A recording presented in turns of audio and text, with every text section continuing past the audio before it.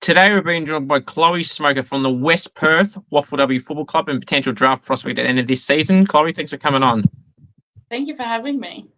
All right, any time. Tell us a bit about yourself. What got you into footy and what type of player you are?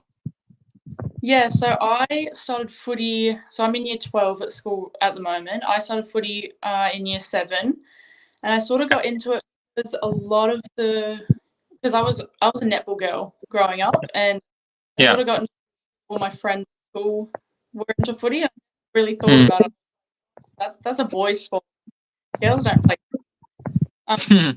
And so I ended up starting at Kingsley Junior Football Club, and I played for, I think it was 3 years before starting at West Perth. Oh, yeah. But before starting at West Perth, I was actually zoned to Subiaco. So I trained at Subi for 6 weeks. And then my dad played at West Perth and coached there. So I got a father-daughter and transferred to West Perth, where it's just been great. And I started my journey as a midfielder. And last year and this year, I've actually transitioned into backline, where I've loved it. I've just loved it so much. That's good. And it's good to see now, and I'm correct in saying that yourself and your dad are the first father-daughter pairing ever at West Perth, and I'm sure that would hold some huge honour to be the first, and that in general. Yeah, it's really cool. I didn't even know that we were the first until I think it was midway through my first season, and I was sort of like, oh, that's cool. Like, absolutely, that would be good. And obviously, then you mentioned there about having that 7-week or so period at Subi. What kind of made that decision to not be there and be at West Perth? I'm sure the pull of your dad playing for the club as well would have helped, I'm sure.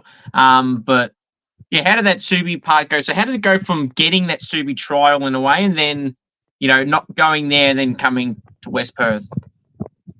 Yeah, it was kind of like a strange transition. Like, I sort of felt like praying Subi a bit by sort of switching up midway through preseason and going to West Perth. But overall, I think it was a very beneficial move for me, just because West Perth is sort of a very one club, and their women's program is a lot more elite than some other clubs.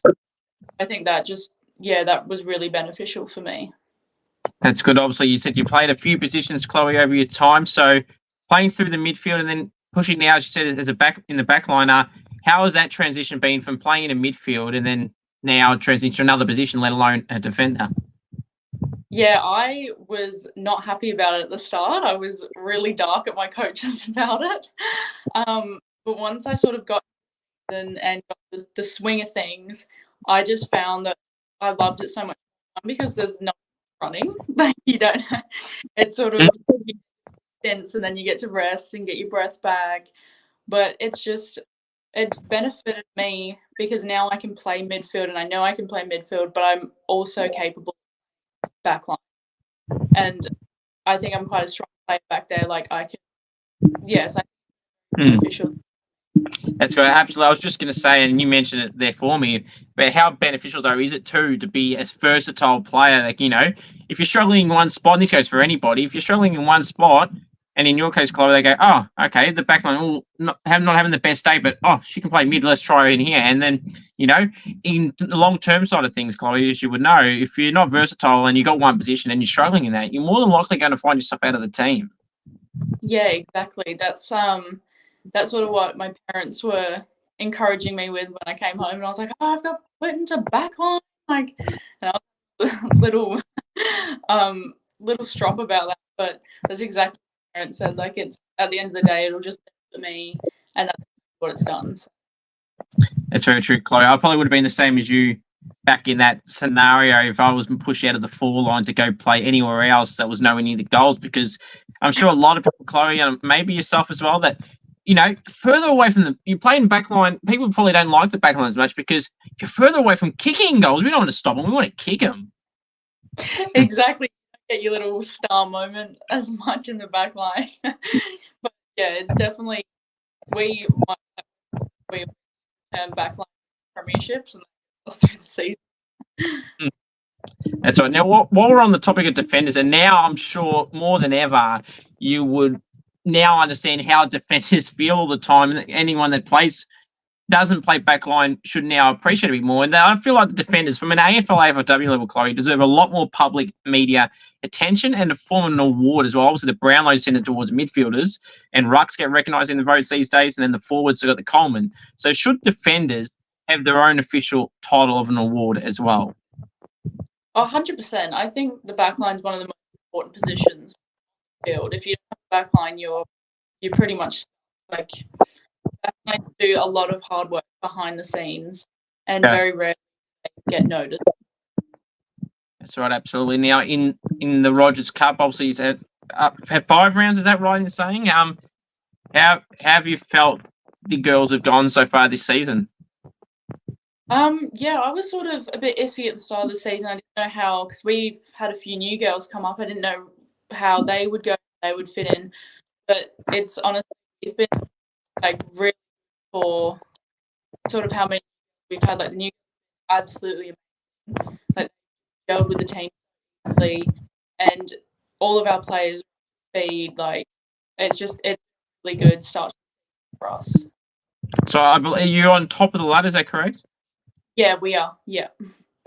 You spoke to me yesterday about some good achievements that the team's had, and I'm going to run through this. It's very, very impressive, Chloe, what you're telling me with the team and how successful they've been with premierships, and everything like that.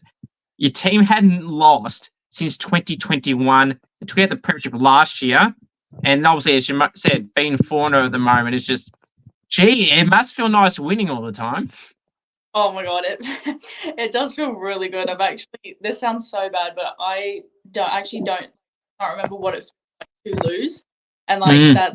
Honestly, I hate that. Sounds so stuff, but like we've worked hard to get far, and we take the highs and we take the lows. Like we've had games where we probably should have lost, but at those stages we pick up where we left off and finish our job.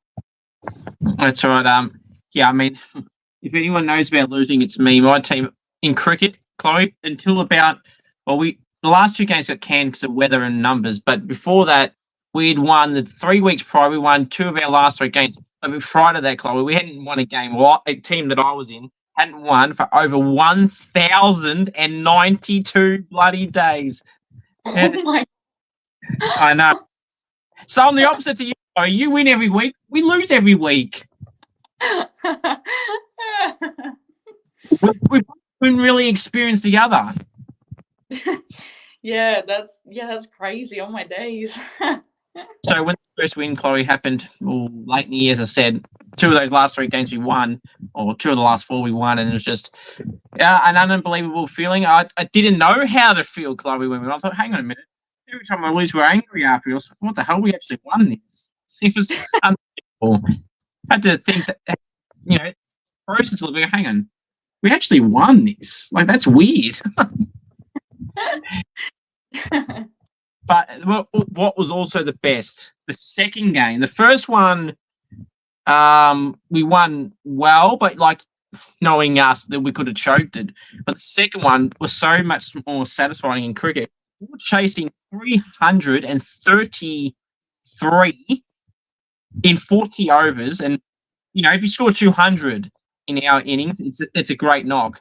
To score 300 and chase that, we actually won. I felt so good because now I wasn't the only person that contributed, but I had made 62 not out, and we were chasing that score, as I said. So, and we were 1 wicket left. So I was batting with the last guy, and we had to make, I think, 100 runs in that last wicket. So somehow I made what I made, and then we won with a ball to spare. That was the best feeling ever, because I haven't experienced that for probably 5 years. Yeah, that's crazy. Oh my god. Yeah. Hopefully I don't have to hear losing every week anymore, but we'll see. Teams chop and change every week. That's what happens, Chloe, at the bottom level, at the lower grades, with players chopping and changing and picking and choosing when they want to play. Now, away from it's a strong record, Chloe. So what are some goals you set for yourself this year in your football journey? Obviously, being in your draft year as well, and obviously wanting to go well as well in the team. Well, we sort of do this thing every week at training. We have Fitchy who comes down, who's sort of like our head of sort of well-being and stuff, and he actually makes us set goals each week. And I think mainly the goals that I've is just like rock up on the field and play my role along with sort of taking it when it comes, and having your teammates on and off the field. Nice, that's very good. What are some of your biggest strengths, Chloe, as a footballer? I would probably say being able to take the physical pressure, because I know a lot of girls in footy don't like the physical aspect of it. Like you get a lot of complaining about it when you touch them or you bump them. But yeah, I think being able to take and give physical pressure, I think, is one of my strengths. Just being able to run off the back line. Like last year I wasn't so good, but this year sort of coming in, I'm able to run off the back line and give forward 50 entries. So I think that's been one of my strengths this year. That's good. That's right. You mentioned, some people don't want to get their top dirty. They want to get their nails dirty. They don't want to get their hand, legs, whatever dirty. They don't like it. So they wouldn't like a strong physical player around them then. Yeah, no, I'm quite hated. For sure. Now, obviously, the team, she said they won the first four. Obviously, it's starting off really well as recent times, as you've mentioned, with the long winning streak. Now, I'm sure at some point a loss would come, whenever that is. How would you be one to actually? Because sometimes I feel like, well, unless you're doing what I do and lose every week, it's not good. But a loss sometimes could be beneficial to go, okay, there was going to be a loss at some point, and now this shows that we're just going to turn that around, and pick up and continue where you left off the week prior or weeks prior. Yeah, I think honestly a loss would be the worst thing in the world. I think it would just bring us back to where we are, keep us level, and pretty much make us work what we do. I think a lot of us get times.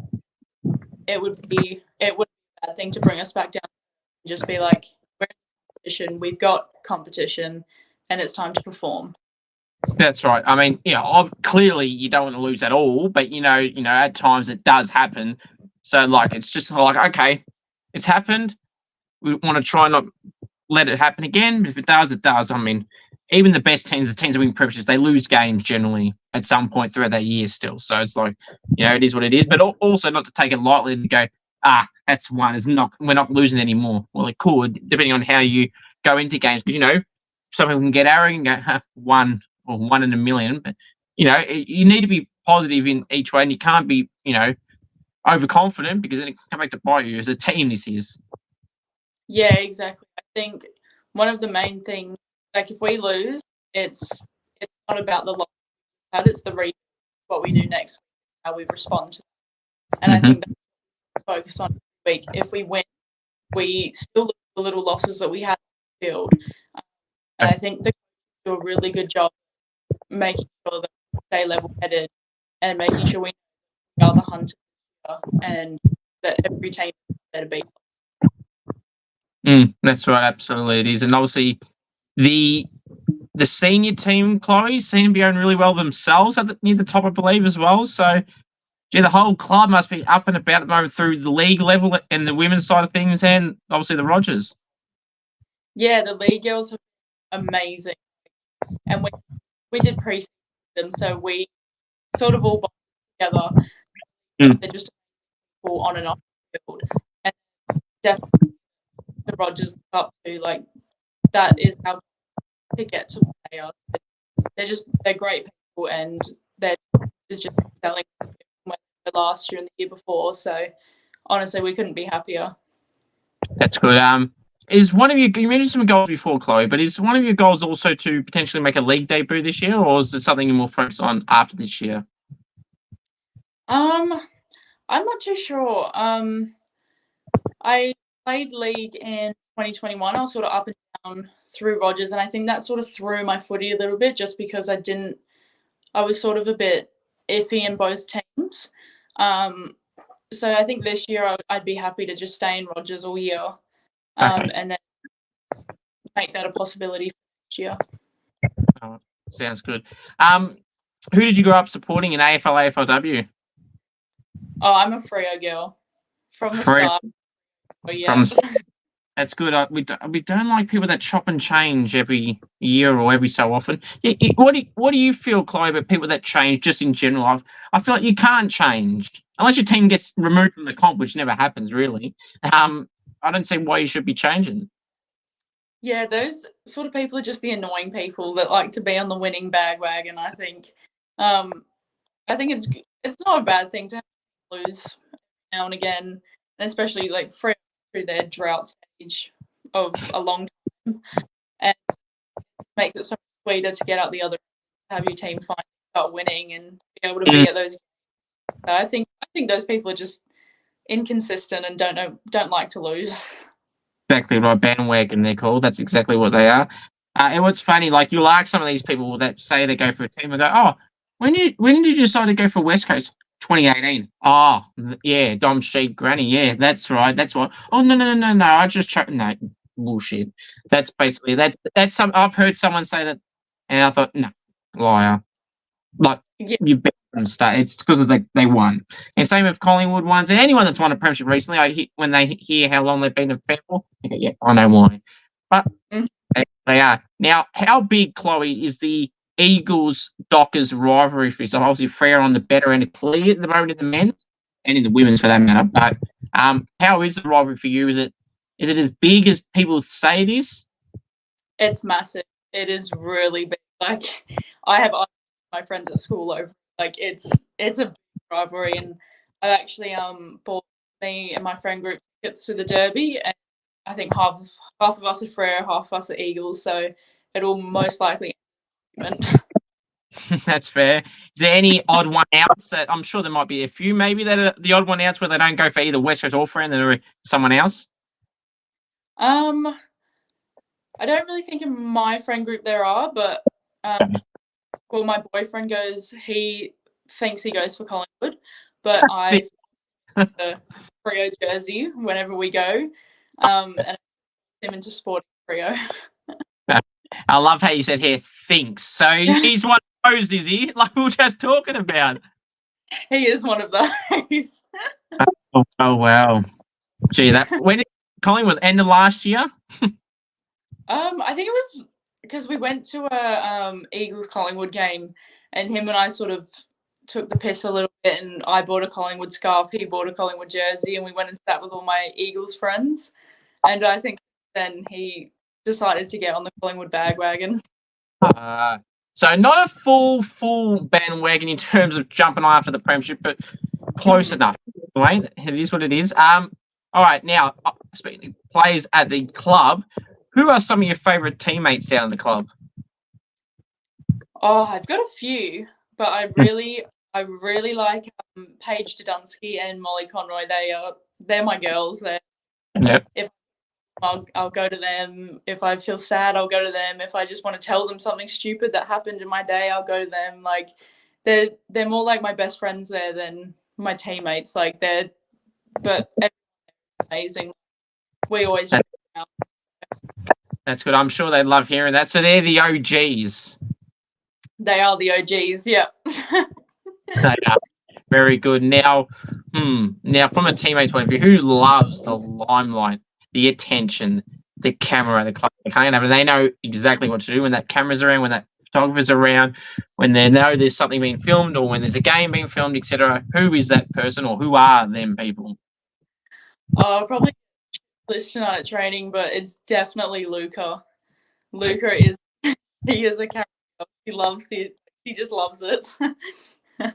Very good. Everyone loves a bit of me time, I feel. And some will be making it publicly known that they love it, and there might be some that I feel that are secretly loving it, but they don't want people to know. 100%. There's a few of them in my team. Not surprised at all there. Now, obviously, you did mention, Chloe, to me about some individual, some team accolades about the winning so many times and being in the premiership. How was that premiership year for you? Like as in that game, and there's something that always is in your back of your mind of how you went when you took out the premiership last year. Yeah, that game was quite a roller coaster game. We went up against South Korea and we were actually behind all game until the last. So we were sort of chasing tail the whole game. We got caught off guard quite severely. Went out there. But yeah, honestly, I wouldn't have wanted it any other way, because getting that victory in the end with only leading minutes of the game, it just made it so. Oh, absolutely, yeah, it would. I mean, clearly, again, in an ideal world, everyone wants to be winning every game by over 100, and it's nice and cruisy. But obviously, that's never going to be realistic to happen to anyone, no matter how good you are. Do you feel that makes the win even though more special because you were down, albeit not a huge margin, but down the whole game and win how you did? 100%. It was just, it was amazing. At halftime, we had girls crying in the change rooms. Like, we had sort of checked out at halftime, and I just wanted to go home. It was done. We were over it. But it was all our coaches. They brought us back out. They picked us back up, and they got it back in our minds. We're not actually out of it. We are a very talented team, and we've showed that the whole season. And yeah, that's what sort of made it so much more special. The fact that at halftime we were checked out, and then fast forward later, we were victorious champions of the league. That's good. That's really good to see. This is how some important some coaches, as you mentioned, a lot of the girls were crying and checking out and wanted to go home. You need these people to lift you up, and obviously you got a good coaching group if they're doing stuff like that. Well, I mean, anyone should be doing that, but to do that. And what was the margin roughly at halftime? Do you remember? Well, we hadn't scored a goal at halftime. I think it was because it was a very low scoring game. It may have been 14 points or something. Okay. Well, yeah, you're definitely still in it. 14 points is, well, I mean, it's a handy lift, but it's nothing substantial. Yeah, exactly. That's sort of, I think it was just sort of how the first half went. We were like, there's no way. There's no way. The way it was going and heading. That's fair enough. Has been any other personal accolades that you've had in your football career, from juniors all the way to now? I played, I think it was my last year at Kingsley. I played in on my second last year I played, so I think I was year 8 or year 9. I played in the 11 and 12s league. And I actually won, I think it was runner-up best and fairest for that league, which that was pretty, because I was playing with girls and they were talented as well. And then sort of growing up, each year I think I either runner-up or best and fairest. So that was really a confidence boost for me, which then led into going into the WAFLW. But yeah, sort of the start of my footy at Kingsley that really got me to where I am now. It's awesome. It's great to see. And I mean, it just, it's really impressive though, when she mentioned year 8 or 9 at that point playing against year 11, 12 people. And it just makes it more impressive. You're winning a league, being there for, being a runner-up. But regardless, being that high against people that are generally maybe 3 years older than you, it just makes it, again, more impressive. Yeah, it was great. I really did. I enjoyed it so much. But even when I was out there playing, it didn't really feel like I was much younger than any of them. So I sort of just took it on the chin, and I loved it. That's very true. And I mean, when you think about it too, I mean, AFLW players, they're not all 18 to 21. You've got a range from 18 to 35. So, yeah, I mean, when you think about it that way as well, for sure. Now, nicknames, Chloe. What nicknames do you get at the club or just in general that you like or dislike? And how many smoke jokes is there? Oh, yeah, the smoke jokes usually come from school, or like people that have just met me. They're like, "Oh, your last name's Smokey, you must smoke." And it's that one's pretty old. But nicknames, sort of at the club just get called Smokes, Smokes or Smoker. But yeah, my dad's got Chuff. He got Chuff. Yeah, we call them that at home as well, so that's just sort of stuck. But yeah, for me, it's just sort of been Smokes and Smoker. Yeah. Very nice. There's no dad now. He just smokes. Or smoking, you Yeah, said. yeah, pretty much. That's fair enough. Now, obviously, as you mentioned earlier, transitioning from the midfield to the back line now. But I'm sure, Chloe, at some point you were kicking goals for fun, or at some point at any level. What is the best goal you've ever kicked at any point in time? Oh, I don't know. That's a tough one. I think it would probably be at Kingsley. Yep. My earlier years, pretty sure in the grand final when I was up in 12s, and I think I kicked the second goal of the game, which was like I think it was a one-on-one competition with me and I sort of got away from her and kicked the goal, and that was a pretty real moment. Very nice. Now, if you were to best describe the best goal, Chloe, that you would love to get, you can make it as unrealistic as you want here. Adding the moment, the occasion, the angle, the distance, everything, all in between that. How would you love it to pan out, Chloe? However you want, fire away. Okay, I have thought about this. Probably, I would love it to be West Perth, and I'd love to sort of have it, sort of me run from the back line, like run it through, like get some hands in the way, and then get it back and sort of kick from 50 and have it like roll in over the top of everyone else. That would be pretty real to me. That would be one. And now, I'm sure if you were to pull something like that out, Chloe, there'd have to be a goal celebration. And are you a goal celebrator? If so or not? If so, what do you do? And if not, would you bring out some, or be considering to bring some out if people wanted you to? I don't think I've ever really been a goal celebrator. I think it's just sort of been like, oh yeah, high fives. I don't know what I'd like to do though. That could go anywhere. I feel like I'd like to do something funny, something sort of me. Yep, absolutely. Something funny would definitely go well. Double cobras, the one arm fist or whatever they call it.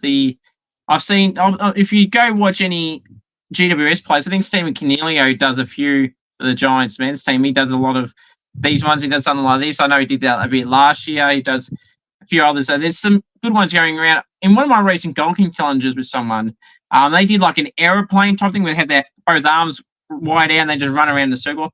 I thought it was a funny one. That fits the funny category. I don't know if they might also fit the embarrassing category as well. But something that's not basic, basically. I love to see all these different types of things, and I'm all for it. Yeah, 100%. I think if I was to do a goal celebration, I'd definitely take something off Jono Marsh from East Freo. Yep. Yeah, my dad actually coaches the league team there. So we go down. He's such a good player. Like, his goal celebrations are the highlight of my days. Yeah, I remember when he kicked a couple in the AFL. I can't remember what they were, but I do remember him being one, as in a celebrator.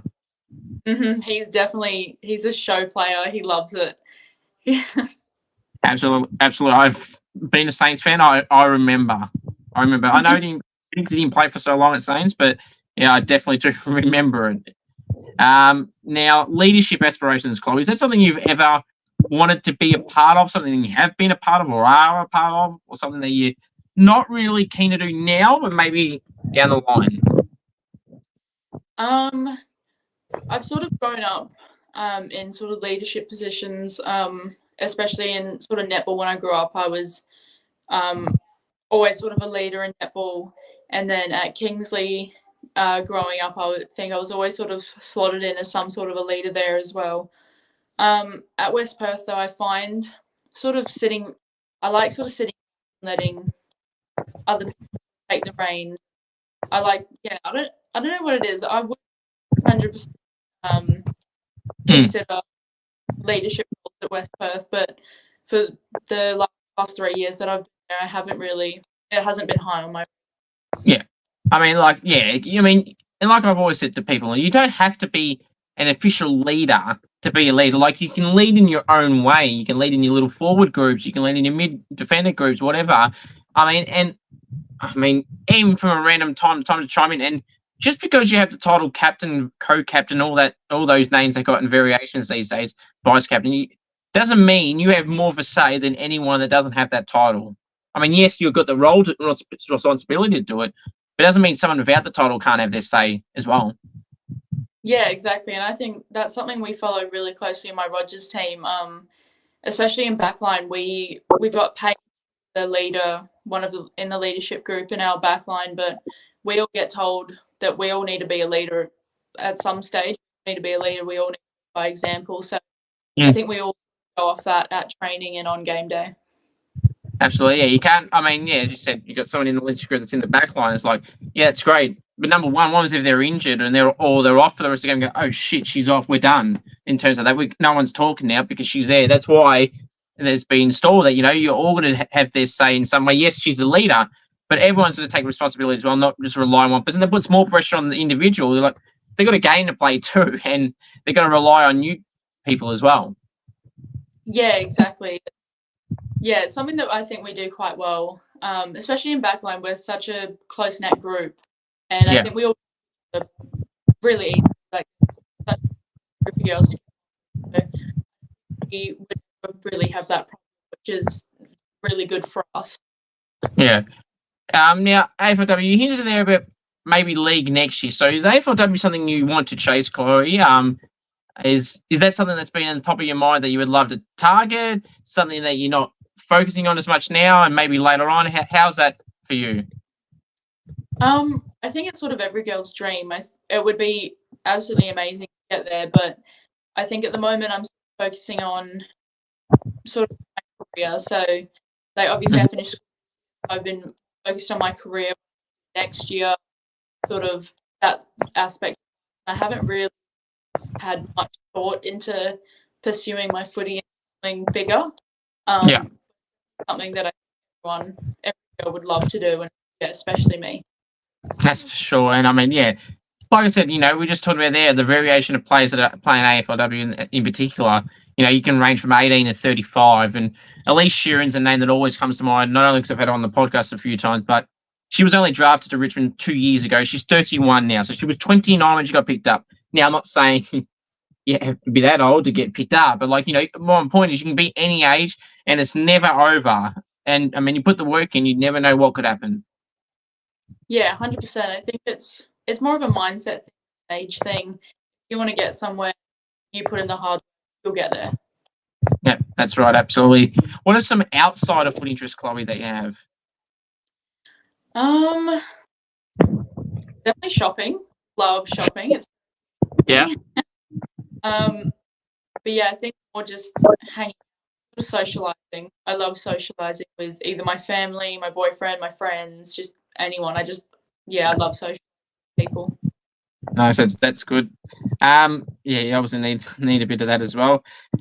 I'll leave that to later, I think. Coach's pet. Is there any coach's pet at the club? Oh, the nicest heart possible probably Bitters, she's an amazing girl, but I reckon she'd be the coach pet, not in a bad way. Yeah. She has to be all up there with the coaches, but yeah, definitely Bitters. So if you're a captain, Chloe, you're kind of forced to, even if you don't want to. You want to be captain, you're going to have to chat and obviously talk with the coach a bit more than maybe some. Yeah, she's a great girl and she's a great captain for us. So yeah, it's not a bad thing. Right, absolutely. So I always say to people, yes, you can play it off as a bad thing, but it also can be a good thing as well. Favorite TV shows or movies that you have? Oh, my favourite TV show at the moment. I've been watching a few. I love The Vampire Diaries. I've watched that over and over and over again. I just love that. Starting to get into Below Deck. I've been watching. And then movies would probably be a basic, but I love the One Direction movies. The what? Sorry? The One Direction movies. Oh, okay, yeah, that's fair enough. Favorite music? I'm definitely a Harry Styles girl. Okay. Swift are my main artists that I listen to, so yeah. Very nice. Are you a Taylor Swift fan? 100%. I'm not a psycho Swiftie like some of them out there, but yeah, I do listen to quite a bit. I love that. I haven't heard that name. It's Psycho Swifties. I love that. That's a good one. You should copyright that. That's a nice name. And yeah, there's definitely a fair few of them up there around. That's for sure. Now about a month or two ago, she was in Australia. Obviously in Melbourne and in Sydney, I think it was as well. And until around then, I mean, I clearly know who she is and everything about her and how good she is. But like, yeah, the insane amount of numbers she was getting, and one time I accidentally, this wasn't intentional. You might think it might sound like it is, but it wasn't. This person, I'll make a fake name up. His name was John, and I said to him, a friend of mine, and I said, John, mate, just shake it off. And he hates Taylor Swift. Now, I didn't use that reference. Number one, I didn't know at the time he hated Taylor Swift. Number two, I didn't intentionally make that Taylor Swift reference. And he went off his bloody mind at me. He goes, stop referencing that. You know what? I don't like that person. It's like, relax, mate. I didn't even plan that to be her. So anyway, so I found out not only does he not like Taylor Swift, he hates her guts. And I thought, okay, how am I going to annoy him? So, Chloe, if you ever want to annoy someone that doesn't like Taylor Swift, I'd use that. And the other one, which I love even more, I go, John, mate, all you got to do is hate. Yeah, it's definitely a good way to get under someone's skin. Absolutely. And the first one, as I said, I wasn't intentional, but now I know, and I'll still do it now. And I'll even top it off. I can play the bloody music. So if I want to call him like this, for example, I'll play the song, and because I've got control of the thing, he can't stop me from playing it, and it'll go off. Turn crap off. Okay, no, it's just a bit. And you know what I mean? They just get under their skin. So if someone's pissing you off and you want to piss them off and they don't like Taylor Swift, there you go. 100%. I'm really good at annoying people. I do it very, very clean. That's right. Yeah, absolutely. I love that. So, game day superstitions, Chloe. Do you have any game day superstitions that you must do? Well, so I have to eat 2 Weet-Bix before a game. Yep. Me too. More than I don't. And then sort of on the way, I have to wear my hair like a ponytail, and then I plait the ponytail. Yep. I do that every game, and blasting music game. Yeah, very good. Now, team photo day. It's a question I've started bringing in recently, which I think you get some really good answers out of this, Chloe. Who would be one of the teammates that takes the longest to get ready, or someone who just completely overdoes it and overreacts to photo days in terms of like trying to make themselves look $1 million? Well, that's kind of hard. I think it'd be Luca again. I feel like she'd be one to take a while to get ready to make sure she looks perfect. Well, there is always someone that overdo it for the right or the wrong reasons. It's just like, come on, that's a bit much, isn't it? Like some people, they'll go to the hairdressers and they'll have their hair done completely changed to what they had the day before, to make them look good for the photo shoot. Now, all right. This is the part of the interview, Chloe, where teammates' hearts get broken and teammates may love you more and more. The first one is, I always love doing these questions, and because it always provides teammates for some reason, and it also makes teammates, as I said, love you more and more. Best chatterbox in the pub. Oh, that would be better. That would be Hayden. She always talks. Always hear her talking. Yeah, not talking. Yeah, she's the one that's always talking. Good. And there's also sometimes, Chloe, I mean, just because you're the best chatterbox or a chatterbox doesn't necessarily mean it's a bad thing. But this next one may be. If you're stuck on a deserted island with teammates, Chloe, who are you bringing and not bringing, and why? Oh, okay. I'm not bringing Liz Young. She on photo on my shirt, so she's out of it. Yeah. I think I'd bring Bree, who came backline with, sort of like she lifts you up. She's a very positive talker, so I feel like she'd be good. I feel like I'd have to bring Molly and Paige because they're my two buddies at West Perth, so they'd have to come. I wouldn't bring Luca. She'd be useless. She would be so useless. Who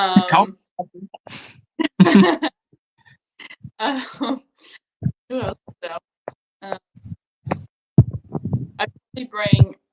I'd bring she, I reckon. Yeah. That's very good. Who would you say is the loudest and quietest teammates? Well, there's a few quiet ones. Ella Feast and probably Sophie Fisher are the quieter ones. You can't really get a peep out of them sometimes. But loudest would be, probably B, Bitters, Luca, and Roper. They'd all. Nice, very good. All right, so now this is the part of the interview, Chloe, where the hot topic food questions come out. And I don't know why people are here in Australia, Chloe, as you would know, get so worked up over some of these particular questions. The first one, chicken palmy. Is it a palmy or is it something else? No, it's a chicken palmy. It's 100% a palmy. Thank you very much. I mean, I've had not one Perth person say anything other than palmy, so thank you for keeping that trend going. I've had over 50 Perth people on, I reckon, now over the last 3 or 4 months, and I'm glad that not one has said the opposite, because anyone that says anything else is dead set wrong and a fool. And I had non-WA people say something else in the last few weeks, and I've ripped into those people because, Chloe, again, if we tell them to spell it out, it's P-A-R-M-I, and it's pronounced Parmigiana. So it's nothing else. Exactly. I have this argument with my cousins that live over in Melbourne all the time. Absolutely, yeah. And coincidentally, me being in Vic as well, the people that have said that are all from Vic. So, gee, I've got to teach them a lesson still. They don't learn. You should have heard the first reaction to the first person that said that recently. Yeah, when I asked them and argued at them, well, not argued, bantered with them, and I'm like, why do you call it that? Oh, it just is. No, it's not. Cool. No, 100%. No. Absolutely right. So you're 1 for 1. There's 6 of these food questions. I've only ever had 8 people get them all correct. So we'll see how you go. But good start. All right. Pineapple on a pizza, yes or no? No. Good answer. 2 for 2. I like it. Good job. Right. Tomato sauce, cupboard or fridge? Yeah, mine's in my cupboard. Good answer. 3 for 3. This is going well. Could join the 8 other people at this rate. Now, favourite food? Oh, probably have to be. I love spaghetti bowl. I did not give Chloe these answers, okay? This is legitimately what I would have said so far on all 4 of them, and that was the exact answer too. 4 of it. Good job. Now, the 5th one, food you don't like. I'm afraid this might be the one. I don't know why, but I feel this is the one. Food that I don't like. There's not much that I don't like. It'd probably be like pickles or something, like Macca's pickles, cheeseburgers. Yes. Like disgusting. Again, this is not scripted. This is legitimately the first time I'm hearing these answers. That's 5 for 5, and that is actually a pet peeve of mine. Is ordering a burger, you say no pickles, and there's freaking pickles all for whatever you get, and it's on it. 100%, but there's always the biggest ones on it too. It's not a mini one; it's a big one. Don't get me started. It's just unbelievable with that stuff. It's pathetic. Now, I think I'm confident now, but I've got to try this. Favorite takeaway place? Oh, I have a few. KFC is probably my favorite. Mm-hmm. Their nuggets there are insane. I love it. I'll accept that. Well done, Chloe. You're now in the 8-person club, so well done. Good job. I don't mind it. That's the first person to get it all right probably in a few weeks. So it's nice to hear refreshing answers for once. So thank you. All right. So, all right. Mark or goal of the year. Which one would you rather do and why? Well, I think I'd probably rather have goal of the year just because I feel like you add to the scoreboard and it's goal. Absolutely, and as we said earlier, the goal celebrations would come out and it'd be look absolutely perfection to perfection. You want Chloe to post a mark or goal you contender if you do get one? Well, I don't know. I don't think I'd post a video sort of on any of my socials. I'd probably post it in our footy group chat. Like, haha, get this. But yeah, I think I'd post. Fair enough. And you know, I feel like though, if this goes to anyone, yes, it might look as boasting, but unless your name's Jeremy Howe, no one does a mark or goal of the year every week or every year. Exactly. So I feel like if there was something sort of posted on the Waffle page or our West Perth page, then I'd repost it to my story so everyone can see it. But yeah, I wouldn't be the one to put it out there. First, now that's understandable and fair enough. What jumper number do you wear, Chloe, that you wear? And is there any significance behind the number? Is it your dad's jumper, or is it just a different number? Is there any significance behind it? Yeah, so I wear number 6, and yeah, I wear number 6. Dad wore that West Perth, wore it when I believe when he played for Melbourne, he wore number 6. So significance behind it, and yeah, it's every day when I get out there, it's sort of like, yeah, I'm playing for my. Right. So he played for the Demons was it 1997? I did do my research. It is. So how many games roughly did he play? And regardless of the fact of how many it is, that is still a fantastic achievement to have. And something, has your dad been one to show you some highlights back in the day about how he was at that level for the Demons? Nah, Dad actually keeps it. He keeps it under wrap quite a bit. He doesn't like people floating about it, but yeah, my youngest friends have all seen these highlights and watched them in class at school, and yeah, so we chat a bit about it, but deep down, I know. It's fair, you know, Chloe. I mean, not many people can claim that someone they know, like literally in family related. They can say, "Oh, my dad or my mum played AFLW." You know, that it's not many people that can say that. Yeah, it's actually pretty sick. Like when Melbourne came here to play the grand final against Bulldogs, my mum went and the rooms off with the premiership trophy and all the players. Nice. So yeah, that was really sick. Absolutely, would be awesome. Now, this is just completely random. You just mentioned the grand final when it was at Optus. What stadium do you feel is better, Optus Stadium or the MCG or Adelaide Oval? I feel like I'd have to say Optus just because I haven't been to the MCG for a footy match so at the moment it'd be Optus until I experience the MCG and then I'd be able to weigh up them.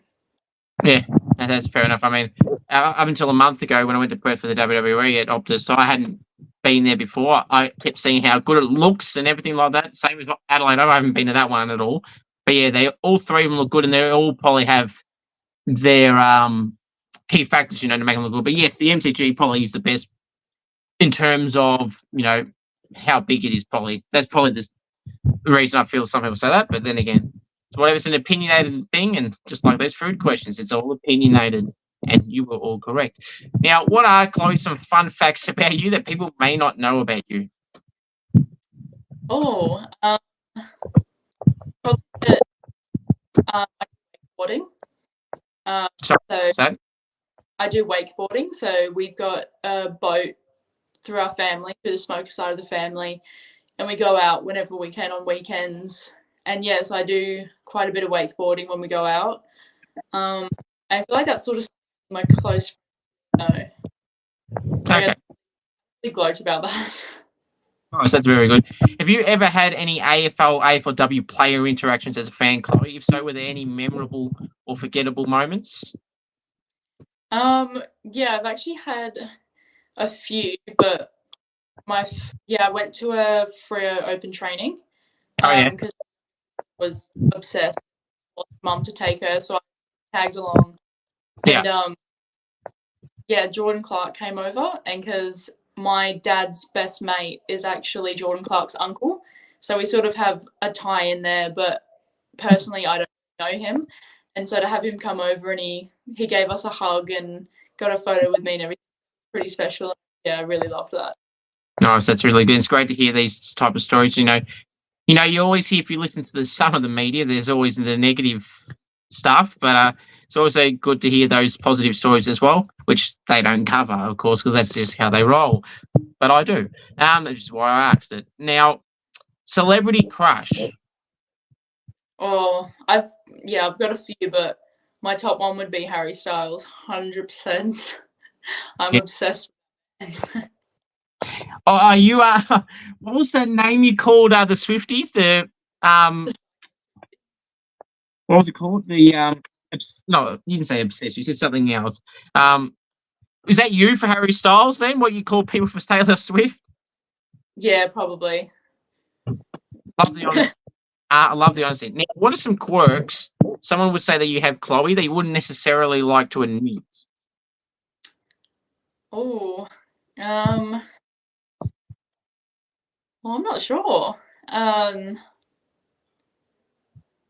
Probably that I'm just a bit stupid. Like, not in like a bad way, just in like sort of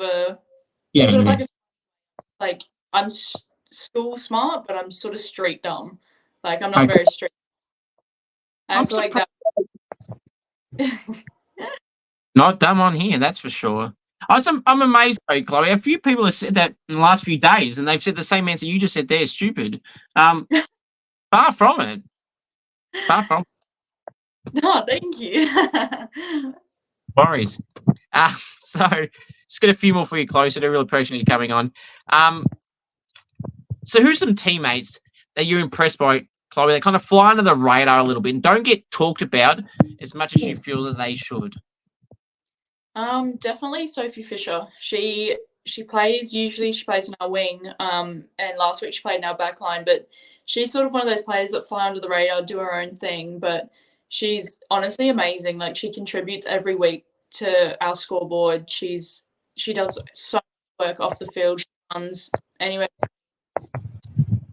game. Like she's honestly, she's one of the best, and she definitely flies under the radar quite a bit. Nice. That's good to see, and hopefully it goes well for her as well. Now, how would you fancy yourself, Chloe, in front of the goals? We spoke earlier about not kicking many goals lately, and then the goal celebrations and the best goal you would love to ever kick type thing. How would you fancy yourself though in front of the sticks, on the run, on the pocket, and the set shot? Oh, yeah, I'd rather be on the run. Like a set shot would 100%, it would go off the side of my boot and straight up. Like something bad would happen like that. So I'd definitely rather be on the run, and I'd rather be on an angle. So if I get it, it's better, and if I miss, it's like, oh, it's okay, she was on an angle. Absolutely. I mean, I don't want to sound like I'm boasting, but I'm going to bring it up because it's actually, you kind of answered it as well. When I was doing a video with some of the VFLW girls here in Vic, with the Bulldogs last week, there was this old guy that he was having a kick, and he told me to have a kick with him, and I'm like, all right. So we're just having a few shots, as I do, having snaps on the boundary, and then he's like, I dare to drop punt it from there, and he's like, go around 30, 40. I'm like, and I can't kick that far. Anyway, so I went there about 35 or so, and I thought to myself, I'm like, I'm not getting that far, so I'm just going to try and torp it, and I'm the best torper, like some people are. And I torped it, and it went in on the full. It didn't bounce, it didn't dribble, it didn't wind, didn't blow it. It actually went in. I was so proud. And because I filmed everything from my goal kicking stuff, I'm really annoyed that wasn't a part of a video because I didn't film it. No, that's the worst thing. And I've only got 4 witnesses, the 3 young fellas that were there and the old bloke. No one else saw it. That's so annoying. But luckily, besides that, I've kicked some nice ones that I have got on film through my goal kicking comp. So I've got something on film, Chloe, at least. But anyway, it's still amazing. Most prized possessions for you, Chloe. What are some of your most prized possessions? It would definitely be my playing jumper from the grand final.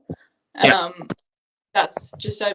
That would definitely be one of my most prized possessions.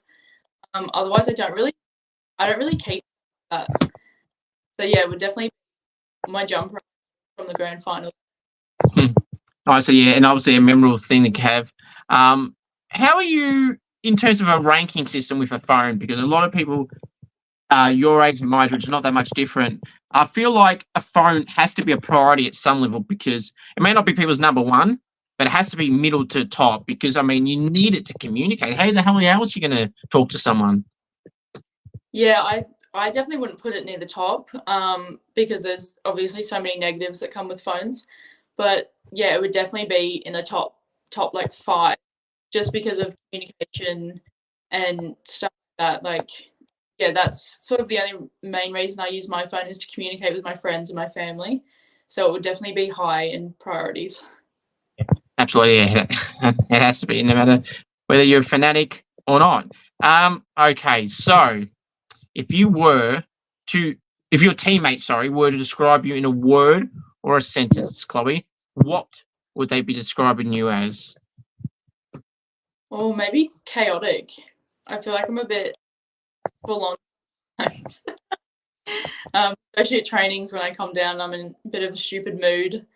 And me and Molly Conroy have riled each other up. Yeah, I feel like sometimes I'd be a bit chaotic. Well, that's fair enough. Chaotic Chloe. That could be another name. So you mentioned earlier about going for the Dockers. How do you feel the men's and women's side of things will go this year? The men's are 3-0, which I'm sure you're happy with, and the women's obviously start later on in August, at end of August. How do you feel the boys will continue on this season, and how do you feel the girls will go this year? Yeah, I reckon the boys are definitely going to have a really good season. I would hope that they'd make finals this year and sort of go further than they have in previous years, but it's sort of one of those things that comes down to the moment. So I'm keeping my hopes high, but I'm not putting really any high expectations out there. And definitely the women have always been really strong for Freo, which I love. So I reckon they'll be quite good again. So now, if you were to use an AFL or AFLW player comparison, Chloe, to the type of style of player that you play, like, who would you say that is? I'd probably say Clark. Just the way that he can run and offensively off halfback, take the defense, like just all of like it. I do like I play a very games that he does. Very good. Now, what does West Perth mean to you? Oh, it means so much. Like in the off season, I didn't really realize how much I sort of missed it. And the season, I actually wasn't going to come back until sort of halfway through pre-season. And when I came back, it's honestly just a way of life. Like I've got like my really good friends are from West Perth, like, and just the team is it's such a good team to be a part of, and because obviously I'm with them multiple times a week. They're another family. Like they mean the world. That's great to hear. So 2 more for you, so I do appreciate you coming on. Who do you feel is the best player in the AFL, AFLW competitions? Because I feel the men's is probably a little bit easier to pick, I suppose, but the women's, I mean, you could throw up probably 15 names. You got Mon Conti, Jazz Garner, Ash Riddell, Laura Garner, Ebony Marinoff, Ella Roberts, Darlie Goldsworthy. There's so many names. The Prosparka sisters, Anne Hatcher. There's so many names. Who would you put in that spot for both comps? I reckon for women's, I'd definitely put Ella Roberts up there. She's just she's just attacks the ball. She's everything that I want to be as a player. Like she's just so good offensively and defensively, works so hard. So I think I definitely put the women. And yeah, it's actually quite hard. I feel like I definitely put like Lukey Jackson, Caleb Sarong, definitely up there because I like they fly under the radar a bit, and especially I feel like Freo sort of fly under the radar. They don't really get acknowledged as much as they should. But yeah, those 2 players are definitely up there. Absolutely, yeah, I agree with you with definitely with Caleb Sarong. I mean, also I don't know how old he is off the time. He may be 23, if that. Definitely does fly on the radar. He gets appreciated a little bit, but as you said, not as much as they should. Andy Brayshaw in that same Freo category, I feel if he played for a Vic club, he'd be getting talked a lot more than he does now. And yeah, that's for them. Then the last one for the pressure coming on. So if you were the the WAFLW CEO for a day, what rule would you be adding and or removing? I definitely put more. I'd put more of a financial rule in for the women, just so because obviously the men get paid and the men get a lot more publicity and stuff like that. So I definitely, if the women got paid, I reckon it would definitely encourage more girls to play footy, and it career pathway for girls to be able to play footy and not have to work a full-time job and have to come to training like after those jobs. So it definitely be a financial aspect. Absolutely, I agree with you. I mean, I always hear of these stories, and I've had people tell me, like you just mentioned there, and say that they do say, and I know your year 12 is a little bit different, but still full on as well, as you said. But like you hear of these people that are doing like 9 to 5, they're leaving their work, either going home or going straight from there to the training. They get back from training at like 9:30, 10, and then they can't do nothing basically on a cycle for 5 of those 7 days at least. Some people. Yeah, it would definitely be so exhausting for them. So I feel like having more of a financial pathway for them would be so beneficial for mental and physical health. Absolutely. Chloe, it's been a pleasure having you on. Did really well. All the best for the rest of the upcoming season, and hopefully some more silverware at the end. Yeah, thank you so much. Thank you for having me. At any time. Thank you.